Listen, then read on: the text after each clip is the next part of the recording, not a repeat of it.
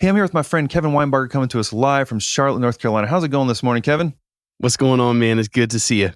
You too, man. I feel like we've been in the same circles and we've hung out before, but man, as we were just saying before we started rolling here, there's so much information. I'm excited for people to hear.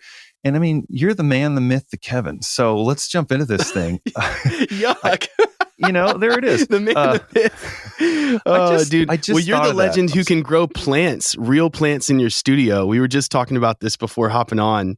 I need to learn your ways. So, man, I have a 6-year-old now and he is the green thumb. He helps. He comes, hourly rate. He waters well. He talks back sometimes, but he's a good boy. So awesome, man. Yeah. I always like to start off, let's start at the beginning. Kind of where did you start in music? Where did this kind of wild journey begin for you? Yeah, I'll try to sum it up some. So when I was a teenager, I heard a song that was life-changing for me and opened up my mind to the idea that God could really love me. And 2 weeks later, ended up getting saved at a youth camp. And then right after that, I was in a band. I started a band and started writing songs. Ended up going to college for studying to be a music pastor at churches. And so I did that for about 8 years. Then ended up doing a record with a friend of mine who didn't just produce me, he also developed me during production. And it wasn't just technical development, it was also spiritual development and learning how to create from a vulnerable place. And that was such a life-changing and nourishing experience that I was like, I would love to help facilitate this for other people. So then my wife and I, we leaned on her income and I started this studio, which we were just talking about off air, in a spare 7x11 bedroom, with no money. And we just didn't have a lot going for us, but I knew that it was supposed to happen and we just leaned in. It's been really cool. It's been a little over 5 years since we've done that now. And we've had people traveling internationally and all around the US to work here in Charlotte, which has been really cool. But then in a year and a half later, I ended up dropping that record. I had waited because I needed all the money I was going to spend marketing it. I was like, I need this to live. And so anyways, we ended up dropping this album and it got over 8 million streams, which isn't a lot, but for a self-funded no name, it's like, hey, this isn't small either. So then I had a lot of my friends asking me, well, dude, what did you do? Can you help me? And I was like, sure. Yeah. So I started doing coaching and consulting, teaching people how to self-market. And I found a really big problem in that was also really encouraging. And it's that scaling, which is quantity or numerical growth, is not the same as growing. And you can have people scale for you, but no one can grow for you. You can even work with someone that helps you accelerate your growth, like let's say a personal trainer, but they can't work out for you. You have to put in the time, right? No one can grow for you. And so what a lot of people need is not knowledge how to self-scale. They actually need margin to grow and not focus as much on marketing, but making music that is market able and it's remarkable so that it will travel on its own, and that they're creating a community, which again, no one can totally do for you. And so that was the catalyst for us starting promotional services and sort of shutting down the self-scaling consulting branch of what we do. So yeah, that's how I got into music marketing. And so we help a lot of people grow on Spotify and on YouTube for streaming growth specifically. That's more my specialty, even though I got a lot of friends in this world that do other things. But it's been a lot of fun to help people not just learn how to market their music, but how to steward their context and grow a career that is self-sustaining, that's impactful, that's aligned with their goals, and that at the end of the day, they can be proud of. Man, that's so important. I love what you said, so much there. But the thing that stuck out, at least for this second, is just the idea that the margin, because, we all have the tendency to just put everything into the song. And once we do it, it's going to be out there, and then whatever that is, the algorithm's favor will fall upon us, and then everyone will hear it, and it will be amazing. But the problem is that we're all so spent, both physically probably and financially, could be, and time-wise, that by the time the song comes out, we've got nothing left to give. So now that there's the actionable item, we're tapped out because the margin's gone. So I'd love to get your thought on that. How can people balance that to where it's not? And I know that a lot of that comes from bringing in Kevin from Courage Studios, because you can help with that, filling in, pick up some of that where they left off, because we can't all do everything ourselves. But how can people kind of balance that pre-release, the whole process, and then actually have enough steam to get that thing to people's devices? Yeah, that's a great question. I have a few thoughts about that. A common thing that I express to a lot of people if they have a larger body of work that they're preparing to release, like an album, an EP, even 2 or 3 songs, is to spread it out. Every time that you do a release as a single, a lot of marketing people, they say release as a single because you can pitch only one song at a time to editorial playlists. And so you can do that. And then also the psychological aspect of if you ask someone, hey, I got my new song, go check it out. And it's like, go sit down and, check it out for 3 minutes versus my new album's out. Go sit down uninterrupted for 45 minutes and stream my entire album from start to finish. Like most people don't do that. They're going to check in and back and forth, and then they might be out of sight, out of mind.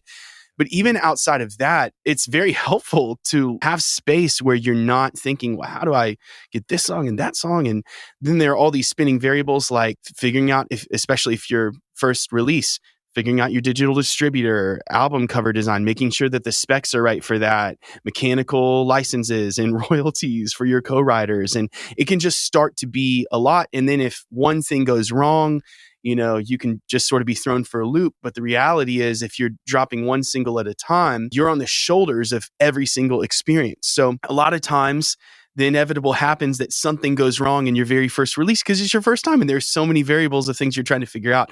And so I really like to encourage artists to give themselves some grace and also some margin for things not necessarily going wrong, but just having, sort of bumps in the road that you have to learn how to work through. And no matter how, long you've been going at it, there are always new variables happening, like a lot of artists I'm talking to right now, their primary platform has been Instagram, and now they're shifting more to a focus on TikTok, which I think is really great. But even with that, like it's an interest-based platform, not as much a following-based platform. And so it's very different. And so there are always variables happening. And so the top thing that I recommend to people for margin is to give it to themselves. You get to, this is your business, and you ultimately get to control the pace at which it's going. And it's not worth it to run yourself to the ground. And I think there's also something to be said that Jesus had a lot of impactful ministry happening before he was, traveling, worldwide, so to speak. Yeah, there was 30 he years had a leading lot up of to it, impactful ministry happening during a season of what most people would categorize as development. But even he knew, like, hey, I need to take this time. And then when he started traveling, we also see it modeled where he would go spend time in the desert or go spend time just going fishing or hanging out with Mary and Martha, right? And hanging out with friends. And so there's something to be said for having a balanced life and having margin at this. Sometimes I see, especially Christian artists, they will almost over spiritualize their careers and they have this desperation. I know, and I'm saying this because I've had to reconcile with this myself, especially when I first got started. I had this like urgent desperation that wasn't necessarily fueled by trust and rest in God. It was like, I need to take the reins of this and just tell people, what I've experienced because it's been so life-changing. And I think that that's a beautiful thing, but also you can rest. Also, you can take a Sabbath. Also, you don't have to put all your expenses on the credit card and not managing your finances for your family, right? There's a way to responsibly do things and to have margin. And that's the beauty of having a relationship with God, because not only is he a spiritual model, he's a practical model for us. There's all sorts of practical stuff in the Bible. And that's the other reason why it's so important to have community. And especially after this COVID era, there are a lot of people that are really disconnected right now, whether it's spiritual community or maybe even just artistic community. And I think CIAS, not to plug it too hard, but I think that's part of why it's so important. I can't tell you how many artists I've talked to where they're like, man, I don't have community. And it's just even digital communities right there. And you can get connected with people that care about your soul and also want to cheer you on. And they, you can have feedback off of different people that are different ages, different life experiences, have different wisdom in different areas. I mean, I know for me, that's been huge. And I know for Brian too, because I think we cross paths at one of these conferences like 8 years ago, or maybe we never did, but we had friends of friends. But I know for you, you've talked to me about how it's been such a game changer for you to be in community with different people. And same with me, having different people that I was linking arms with, in a lot of the years where, for lack of a better way to explain it, I was less visible. man, those were really life-changing and helped me not fall off the rails and stay the course and, grow in a way that isn't reckless, but also is devoted. The community aspect is key. And yeah, I started attending events, songwriting events in 2017. But before that, it was just me. It was like I just wrote songs or did songs because like that's what I felt passionate to do. But it made no sense because it was like, well, no one cared in my town because I'm not in a music town. But then seeing like, I mean, I still have a lot of those friends now that I met years ago because like we all are into this thing. So I was like, well, yeah, we need community. Otherwise it's real easy to believe the lie, the devil's whispering in your ear that like no one cares. And why are you doing this? You're making a fool of yourself because like if you don't have a community, you have no sounding board. You have no one to like give you a pep talk or, like we talked about before we were rolling, like sometimes it comes to a hard conversation that's like is a reality check or a conviction check, whatever, like whatever that is like, but we need that thing because I feel like accountability is a critical part of sustainability. Like if we feel like no one's speaking into our journey, then like it's easy to derail because like where's the track? Yeah. So like, yeah, I love what you said about community, and I wanted to park a little bit on what you said about business because we've all heard, and we know that artistry and songwriting and this whole music thing, we're a business, but there's definitely a tension there as a Christian, especially because like, well, and I'm sure, I'd love to ask you this question too, because I'm sure you get it all the time. Like, if I'm a Christian, I don't want to self-promote. How do I market myself if I don't want to make it all about me? Like, that's a thing. That's a part of being a business though.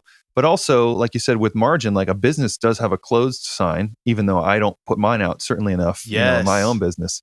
That's good. But like, how do you do that? How do you build a business? How do you view yourself as a business? Like, I know that that's a huge question, but like practically speaking, like how can people start viewing themselves as more of just like, hey, I like to write songs and do this thing, or like I'm trying to make a career, and a career requires a business, some structure. So like, what are some tips or pointers in that world? Yeah. Well, the first thing that I would say is that business is a culturally neutral term. It's not good. It's not bad. It just is what it is. And so you can dress up your business how you want it. There are people that have unethical businesses. There are also people that have ethical businesses that are maybe not aligned with their values personally, like just personal values, and then there are also people that are living fully in it and it's totally healthy for them and their business is ethical, it's helping society, it's solving problems, and that's all great. So I think the first thing is that you have a lot of authority in how you want to use your business.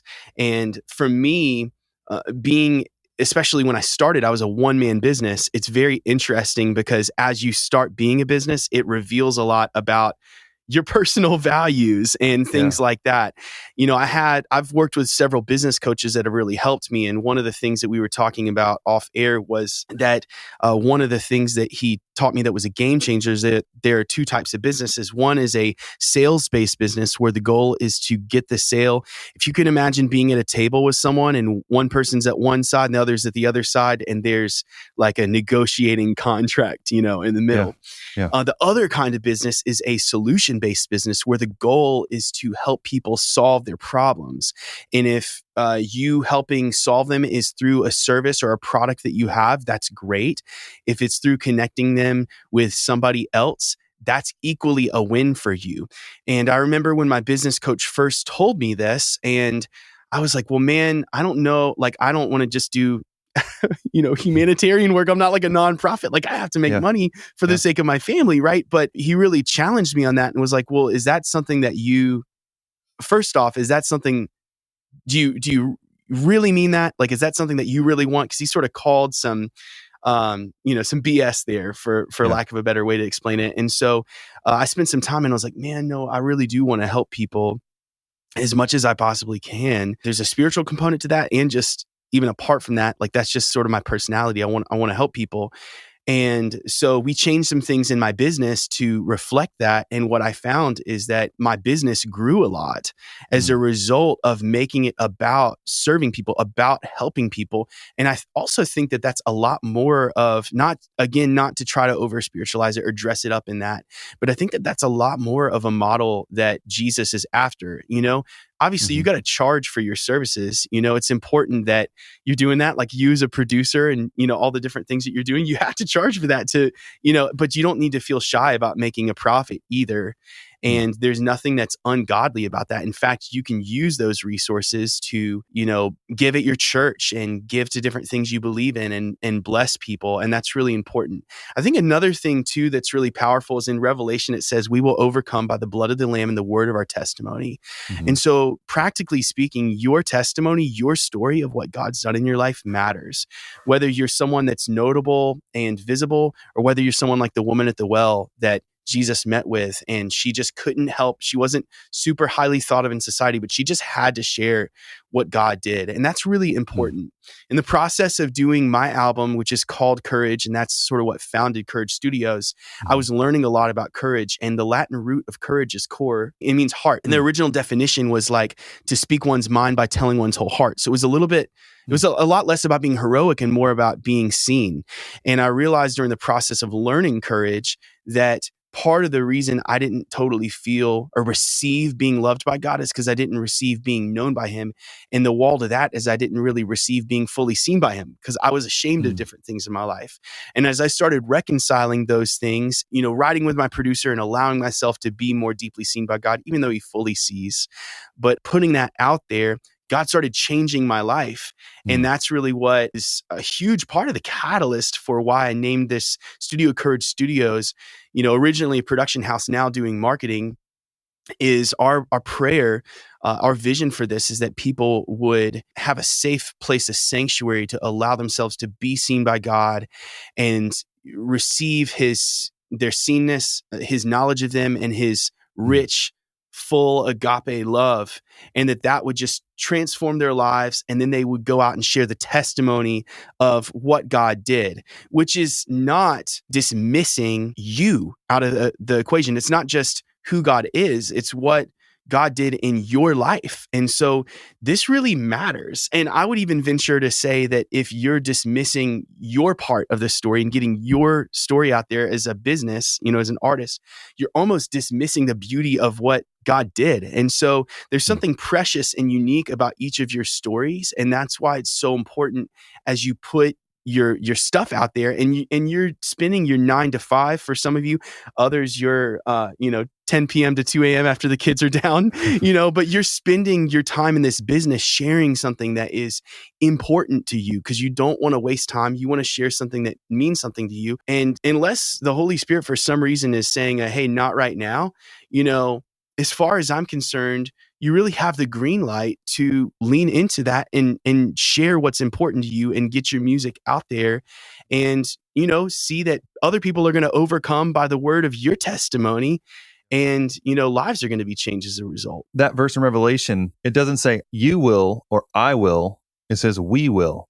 Right. Which is all about that community, and so like there's this whole thing about, personal brand, which essentially is personal business. But then when you look at it through the lens that you just spoke on, it's not about, it's not like, gosh, I feel bad for like the fictitious car salesman that we all put all this stuff on. Like that's the bad business guy. Like, sorry, fictitious guy. Like we love you, Jesus loves you too. But when we say business, sometimes that's the feeling like, oh, I don't want to sell myself because it feels weird. But it's like, ultimately, especially through the context you just said, your business, your personal brand just becomes a megaphone to let people know about your testimony, your experience, what you've done, what God's done through you, and ultimately what you've written because of that. And then it's not about selling. I mean, yes, I've heard it said like you have to get paid for what you do, otherwise you have to do something else, and you can't do that thing anymore. Right. So that's like practically speaking, you have to be compensated for what you do in a way, and whether you're pursuing full-time artistry or not. There still has to be some return. Otherwise, you can't usually do it unless you're, whatever the circumstance is. But I love the idea of like, instead of being scared of like personal brand and business, it's like, it's just a megaphone. It's just using what you have to get the message that you've been given through your own experience, like the book Purple Cow. Yes. Seth Godin. He's exactly. Awesome. Yeah. So like that, like what's your purple cow? Well, in a Christian mindset, or even outside of that, just a personal mindset, like your purple cow is your unique thing. It's just you. It's your story, your life that you have to share because that's the thing that's going to resonate with people. If we all get caught up in just trying to be like the thing that everyone else thinks we should be, then that that completely robs us and everyone else of our uniqueness that makes us, that's the most valuable thing we have is us. And that's the thing that's funny. It's like I feel like that's the first thing that we try to like hide and snuff out is our own uniqueness for whatever reason. I don't know what that is, right? But in this personal brand mindset, like use that megaphone, get it out there because that's what's going to actually find people in the repeatability. And we talked about that. And I'd love you to go into that more about like how can an artist encapsulate themselves into their music? That's the thing that will actually give it repeatability and remarkability and all the things you mentioned before. So like, how do people do that? Yeah, well, a few things here too. Again, Jesus exercised restraint on earth. He did not get out there too early traveling, And I think there's something really precious about development years that we sometimes miss. And we can almost receive shamefully when it's not shame. You need to spend time working. And on the flip side, there's some people that are ready that they are veiling themselves from that step forward.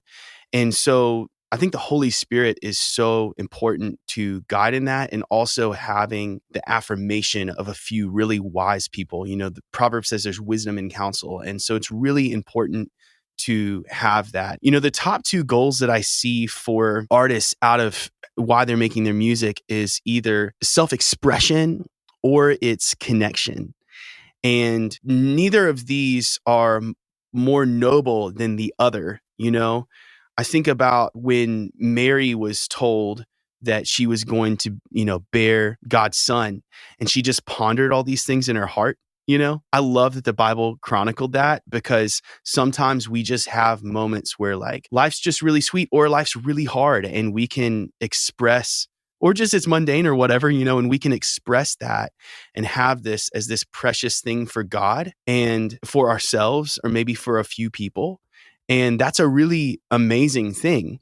And then there are also things in a solution-based business where, hey, this is really going to help society, whether it's something where this is a kind of song that might set people free or might present the gospel, or it's just a carefree, fun song where people can just kick back and relax and maybe, lower down some anxiety a little bit and just have some fun, and these are also really awesome songs. When you're making music that is about connection, you don't have to, like, I guess the way I'm trying to say this is if there's self-expression and connection, one has to be prioritized higher than the other. And a lot of times I see artists that aren't totally clear on which one is in first place. And I think that that's really important when you're making music, because if you want to make music, and I know I've sort of piggybacked on the last thing you said before this question, so let me know if I'm off at all.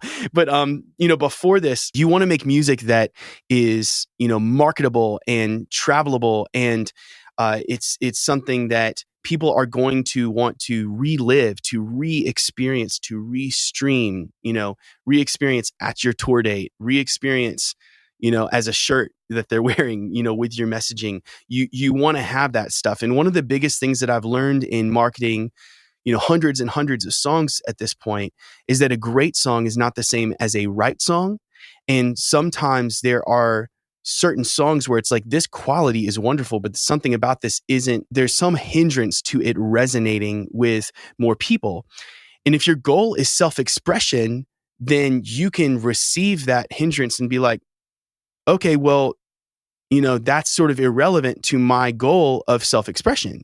If your goal is connection and the hindrance for them is not a non-negotiable, like, I don't like that you said Jesus is Lord, and so I'm not going to resonate with your music, and you're not like down to compromise that, that's something you can stand firm on. But oftentimes, so many of the hindrances are really negotiables. They're things where it's like, this isn't something that I have to stay true to myself as far as what I believe, as far as what I'm supposed to artistically express. And so in a healthy way, you can shed those things and just make your product more simplified, your messaging more simplified and more focused, removing those hindrances and being able to connect with more people. And so I think there's a lot to be said about learning how to make your music more connectable. And I think the most low friction way to do that is to close the feedback loop. I think a first place a lot of people start is they will share, they'll write their own songs like, do I like this? So it's feedback for themselves. Then they share it with like their mom, the stereotypical kind of thing. And then maybe share it with like what I would call allies, not fans. So maybe other people in CIAS that are friends of yours that know you and they want to cheer you on. And it's like, this is really cool. But there's nothing like getting feedback from someone that doesn't know you and that actually would be like a target audience that's relevant, that would actually like this song.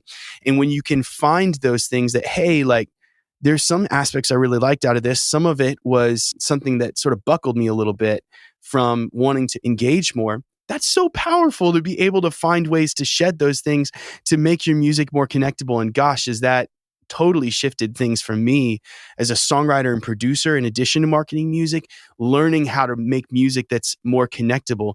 You know, the other side of it, and this might be sort of awkward to say, is that it's really important to have music that is remarkable, remark-able. And there's a lot of music that people will say is quote unquote mid, you know, and they sort of just like, it's just, you know, it's just like, it's just another song. It's not that I wouldn't skip it, but I'm not, you know, it's just not my favorite thing, you know? And I think it's important that you just put stuff out and work with people that are like your producing and writing team is helping you elevate what you're doing to the best of your ability so that you can increase your quality. I'll pull behind the curtain a little bit on my story. So I used to work at a studio, and my boss's best friend was he was one of the guys that headed up the Dove Awards. He's broken several massive artists, huge label exec. And I showed him my music, and this was 9 years ago. And he said that my lyrics were trite, my melodies were predictable, and my voice hurt to listen to. And he wasn't sure if I was really made for this, basically. And it was said in the context of like, I'm inviting this level of candor, and I knew that he cared about me, so we could have a conversation that was blunt like that and it not be destructive, just to contextualize that a little bit. But from there, I ended up hiring a vocal coach and working with him for 2 years. I ended up hiring, you know, a songwriting coach, and that was absolutely transformative. And before I dropped my first EP, I wrote, I think, almost 700 songs. And wow. I had, you know, spent years and years at this. And it's not that my music is the best stuff out there, but it carried something that my first 100 songs doesn't, right? And never will, because you have to give yourself the opportunity. And so the reality is, most of your music, you know, most people have these certain songs that we call career songs, you know, and these are the ones that would be the most remarkable. But we got to give ourselves permission to put our best out there, even if it's not totally remarkable, so that we can learn how to make music that's more remarkable, which remarkable doesn't equal the best song. It just equals the one that's going to be remarked about, connected about, conversed about the most. And so learning how to do this, the way that we do this is we close the feedback loop on our quality. We work with people that can increase our quality, that have foresight of what's working and what isn't. And then we put it out in the public, and we don't associate their feedback with our identity. If they say, hey, I really didn't like your song, it doesn't mean that they don't like you, right? But at the same time, you're closing that feedback loop of, okay, this is what's working. This is awesome. This is what's not working. And these are the non-negotiables. These are the negotiables that I can shed. And so now I can make music that's connecting with more and more people. To cap all that topic, because I know that's big, if your goal is self-expression, all of what I just said does not have to be something that's floating around in your mind. If your goal is connection as a solution-based business, then I think that these are things that are at the very the closest word I can think of is just responsible to think about, because you want to steward what God's given you. You know, I believe that marketing is stewardship. It's less about being the best and more about bringing your best as a posture of worship. And I base this off of, it's either Mark 12 or 14, where this widow's in the temple. And Jesus says, you know, some give out of their abundance, but she gave out of her poverty. So he acknowledged and honored her context. And so, you know, I think it's really important that in marketing, we're thinking about, okay, what kind of things can we speak out on and help people? And offer solutions in the marketplace, in personal listening, streaming, touring, at church, when you're sharing songs with the sermon series. And, from there, how can we connect those dots? And we're acknowledging our context to do that. And we're just giving our all and giving our best. And then we can take a sigh, we can take a breath, we can rest and know, okay, we're connecting with people as much as we can. This is not an identity or affirmation chase. This is something we're doing from this rich love that we have in God. We just love doing this, and also responsibility of, hey, we want to steward this well. And that doesn't have to be a heavy responsibility. God makes our burdens light, is what the scriptures say. And so, this could sometimes when I have marketing calls with people, when I've done coaching sessions and stuff, it can almost feel like this heavy weight, like, oh, this is a lid on top of you. And it's like, oh my gosh, I have a lot to deal with. It's a burden. And if this is hitting you that way, I would just really encourage you to converse about it with community, converse about it with people that are balcony people for you, champions spiritually, technically, and that can help you as those burdens become light and actually joyful to carry. I think the joy of making connectable music, I have so much more fun doing that, and I think part of that's because that's the assignment that God's given me as a writer. I think it's really important as an artist, as a songwriter, to figure out what camp am I really leaning into? And then can I just stay true to that? So, if you're doing self-expression and that's your goal, maybe you don't need to dump a bunch of cash in promoting your music. And when your other friends go, and are soaring by you numerically, most likely because they're prioritizing it more, that's irrelevant to you. And that doesn't mean anything about the preciousness of your music. In the same way, for some of you in these groups, you are making connectable music. And these people, and your goal is connection. And there are other people that are self-expression. You don't need to think, man, you really need to promote your stuff. You really need to do this and that. You don't need to project your context on them, right? Everybody's different. And that's why it's really important to have community, to listen to each other, to offer wisdom, and for us to just encourage each other as iron sharpens iron, one sharpens, and, one man sharpens another. And that's not just spiritual.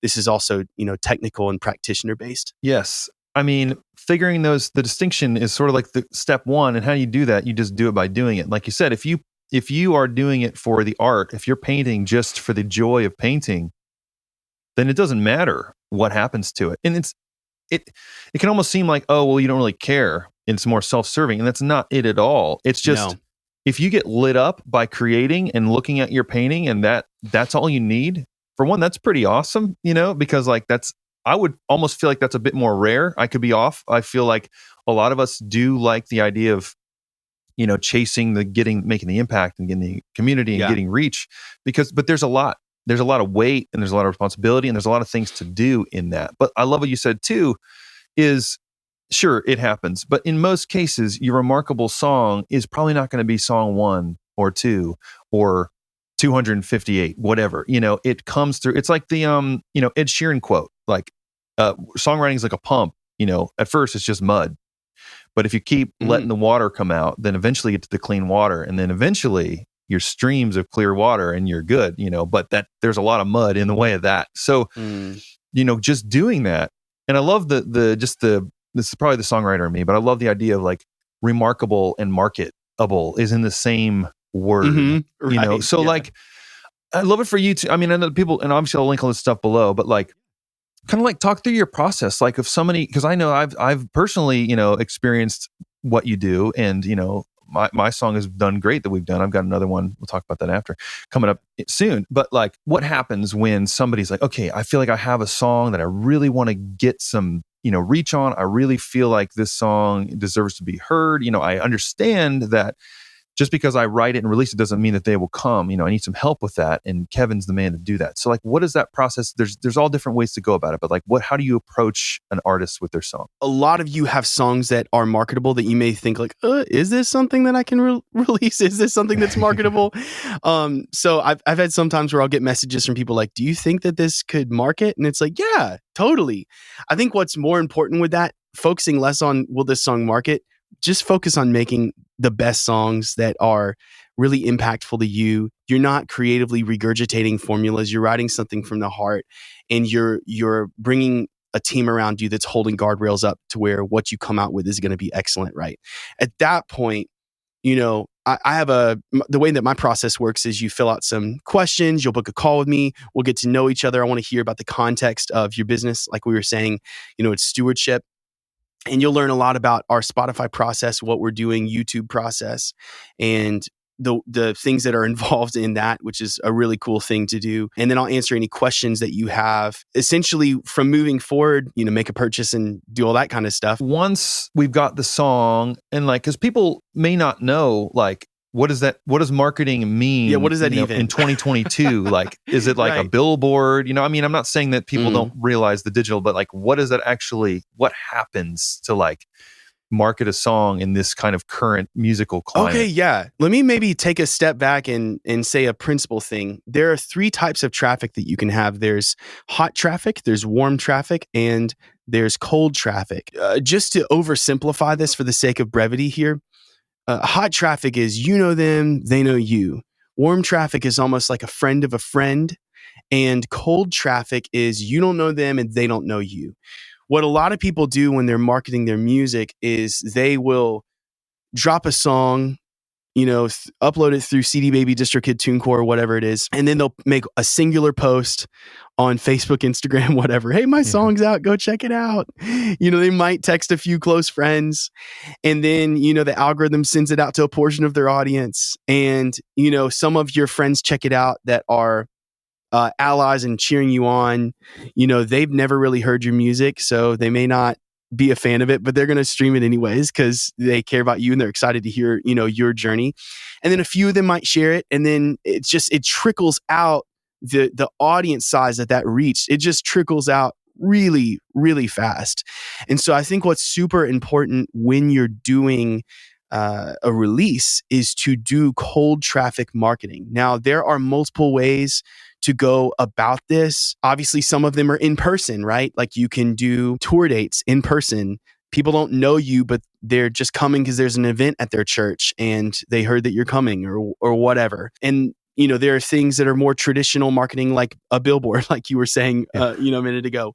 But a huge thing that I think is really, really important in this day and age, especially since this COVID pandemic era, there's been an emphasis more than ever before on digital marketing. And so there are multiple ways that you can go about this. I have some things that I personally recommend artists do themselves, and then also things I recommend artists not do themselves. So we can sort of break that down and talk through that. The things that I would recommend an artist do themselves would specifically be social media. And social media has, I know we can't dive into all of this today, but it has so many connotations with that. Again, when we're talking about a sales-based business versus a solution-based business, the goal of being a solution-based business is to provide value. And so we're not using social media slamming a billboard, check out my song, all of that kind of stuff. Stream it now. Yeah, exactly. Our goal is to say, hey, this is really impactful. This changed my life. I think that you'll love it. And so that's really our goal with what we're sharing out there. And also, I think it's really important to note, you don't just want to be 14 days till my song's out, 13, 12, 11, 10, and then post one time once it's live and never do it. There's a thing called a call to action where you ask people to do something. And, specifically, if they cannot stream your music, it doesn't really make a whole lot of sense to be pushing it heavy before your song's out. Maybe text some friends to do a pre-save thing or something like that. But other than that, you really don't need to share a whole lot about it before it's out. You actually need to share about it a lot once it's out, once people can actually engage with it. Additionally, there are platforms like Facebook, like Instagram, that are more follower based. You follow someone and then you're being suggested their content. Now they're starting to shift more towards algorithmic and being what's called an interest based platform, because they're seeing how TikTok is just crushing the social media game right now, where TikTok, most people, what they see is in their For You page, and it's very interest based. And most of the people that you follow, if you're on there, you likely don't even know. And, a lot of the content that you're seeing on there every day that you're on there is people that you don't know. And so with that said, there's such an opportunity for reaching people through cold traffic now because there's a prominent interest-based platform with a high audience size that you can do a lot to reach a lot of people on. So I've been recommending a lot of people right now to go on TikTok. It's not because it's the new thing. It's because it's algorithmic and interest-based. And so you can have 20,000 followers and still not be reaching a lot of people. And you can also have 10 followers and have a post with 100,000 views. It's all about the best content winning, and the best content is the content that is the most connectable and the most categorizable, which is a whole other thing that we haven't even talked about yet, is having something that fits in a family. A lot of times what I tell people is you want to have music that fits in a family, but you're sort of like the cool eccentric uncle of the group. You're the one that like you're the the uncle at the Christmas party that like all the kids run to because you're like the cool one, Yeah. and really sort of funny and funky, but you fit in and you stand out. And so you want to have that where you have something that fits and serves a certain category, but it also is unique and sort of stands out a little bit and catches attention. But it's not catching attention like hearing a jazz song on Kiss FM. If all of our USA residents, Kiss FM is like a top 40 radio station. If you heard a jazz song on that just stands out. It doesn't fit in at all. You want to have something that fits in, but is also a little quirky. And so in the same way, you can grow on TikTok through an interest-based platform, and you can learn as you're doing it how to make stuff that fits in and stands out at the same time, that offers actual value and does it quickly where it doesn't waste people's time. And think about all of those things and how that's going to transfer to making your music more connectable, more remarkable, and hitting the right audience. And so that's why I really think it's important for you to do that. Hiring a social media, sometimes I'll talk to people where they have more money than they have time and they'll hire a social media manager. I think that can be great. But when you're doing that, I think it's important that you're learning, you're gleaning the knowledge, the learning, if they are intervening in that way and serving you in that way as a part of your team. The other thing that I was going to say is that the kind of cold traffic marketing that I would recommend that you not do would be things that are more so self-scaling and focused on streaming growth rather than relational growth. I want artists, and I highly encourage artists to focus on making a better product that's more connectable and categorizable and remarkable, and then also building an audience. And it's not to just build viewers to say, go stream my song. It's building a community of people where there may be diversity within the community, but everybody's saying, hey, these songs are helping me, they're encouraging me, they're impacting me. Maybe they help me live a more carefree, fun life or something like that, that they're just assisting in some kind of way. But the kind of cold traffic stuff that I recommend is advertising and playlist promotion. As far as Spotify growth, I think that these are so crucial.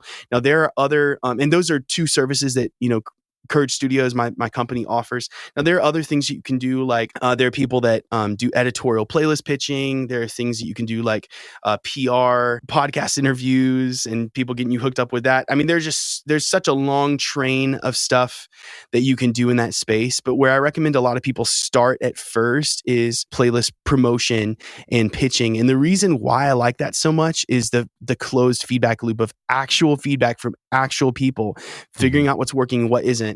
And then going into your Spotify for Artists analytics, your YouTube analytics, and seeing, okay, like what is the save to listener ratio on this song versus this song? Which ones are people resonating with more? Certain digital distributors that actually give you your skip rate on your song. So how often is it being skipped? That's not something you can find in DistroKid, but other distributors offer that. And then on YouTube, their analytics are incredible. And so you can start learning stuff and let the data speak. For example, for my music, I pushed it decently hard on Spotify, and I have two songs that have a good bit less streams than the others. And in both of those songs, I did falsetto singing in the chorus lead vocal melody. And so I found, hey, this isn't as relivable. It's not as restreamable. I guess maybe people got tired of it and moved on, or it's just quirkier and not as categorizable. And so that's a negotiable, not non-negotiable, that I'm shedding for future songs. I'm probably not going to be putting out a lot of songs doing falsetto in that, because the data has spoken. And also when you're on TikTok, people leave comments, and so you'll get feedback when you close that feedback loop. Again, if your goal is to make something connectable, not self-expression.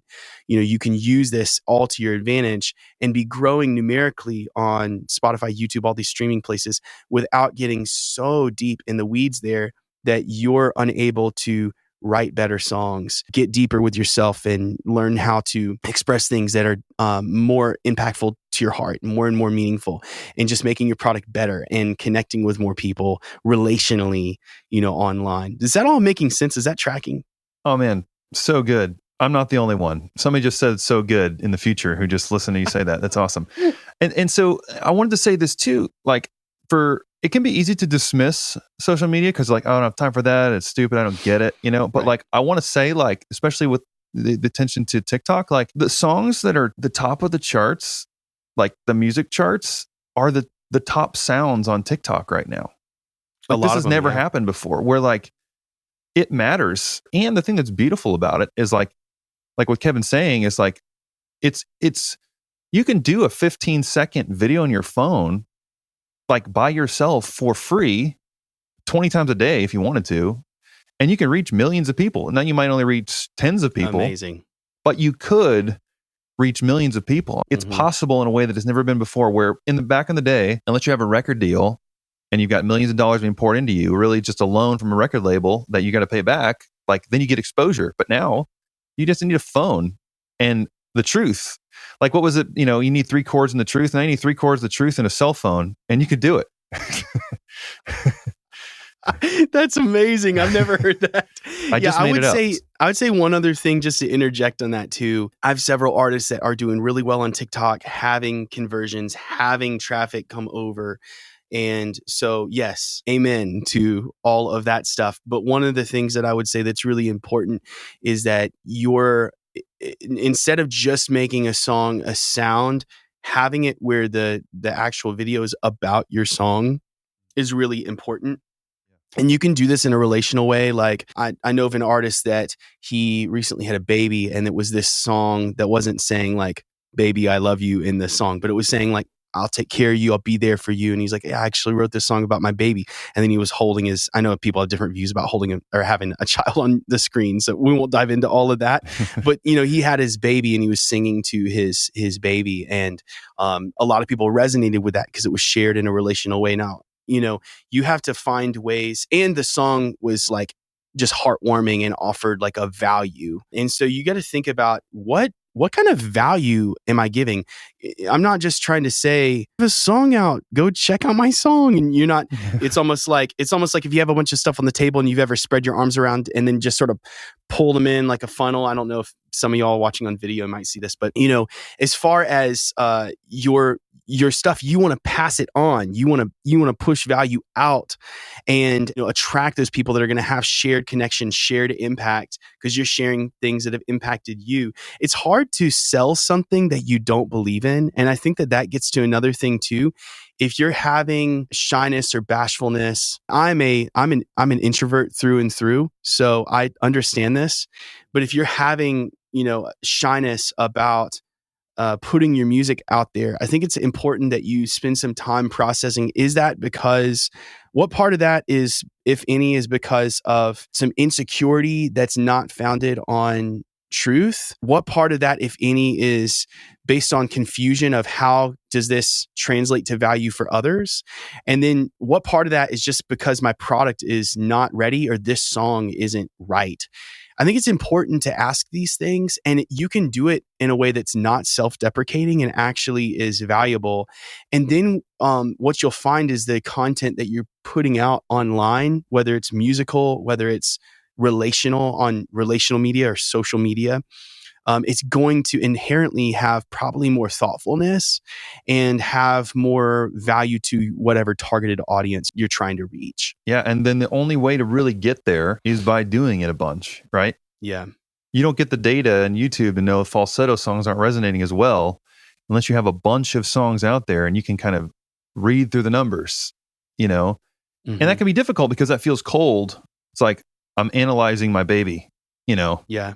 This baby is more, but I think too that goes back to your initial idea that if you're doing this as a, self creation, or are you doing this as a career, like that's the difference. Because if you're just happy with, what you do, then it doesn't really matter what the stats say, because it's all about you just getting that out of your system and your soul. But if you're looking to have something that resonates with the world and makes the world a better place, and, adds value and builds community and actually finds people where they are and helps them relate and find hope, joy, whatever, then getting in the weeds and analyzing what's happened is key. It's the book of the gap and the gain, right? Like, if you look out, if you're only measuring yourself against the horizon, you're only going to fall short. But if you're measuring yourself against where you've been, then you can say, hey, look, that worked, that didn't work. Let's do that some more, but you only get there by doing things, repeating it over and over again. So I love that you said that, man. That's so valuable. And I always like to ask people this question. Like, you've covered so much stuff here. I know that people are going to talk about replayability this episode, man. There's going to be a lot of replayability here. But I like to ask people, like, what would you tell your younger self? Like, I feel like, and that aligns exactly with what we're talking about here, about like evaluating. And like, of course, there's a million things you could say, but like, looking back on your journey, whether it's starting at 21 when you first got into this and you got that hard truth, or before that, whatever, or maybe last week, I don't know. But like, what would you tell yourself to encourage yourself and anyone listening on their journey? Yeah. I mean, there's a lot of stuff I'd tell myself personally, mentally, financially, all these things. But as far as telling myself something professionally, I think there are a few things that immediately come to mind. One is to give yourself some grace. There's a saying that I heard from a friend, Tony Wood, and he said, God, and he didn't write this. He read it in a book. I'm trying to remember who the author was, but it was like, God comforts the afflicted and afflicts the comfortable. And so some of you may need a challenge. Some of you may need comfort. And for me, I was really hard on myself. So, I would tell myself that. I'd also tell myself to get help sooner, get in community with people that can help you grow, one-on-one coaches, balcony people.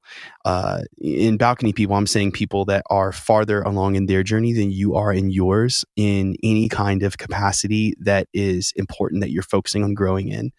And just having that. Also getting help with ally communities, which CIAS is one of the amazing ones that I've worked with several people that are likely listening to this from this, crew. And the common denominator that I hear between just about everybody is that all of them are taking steps forward, growing.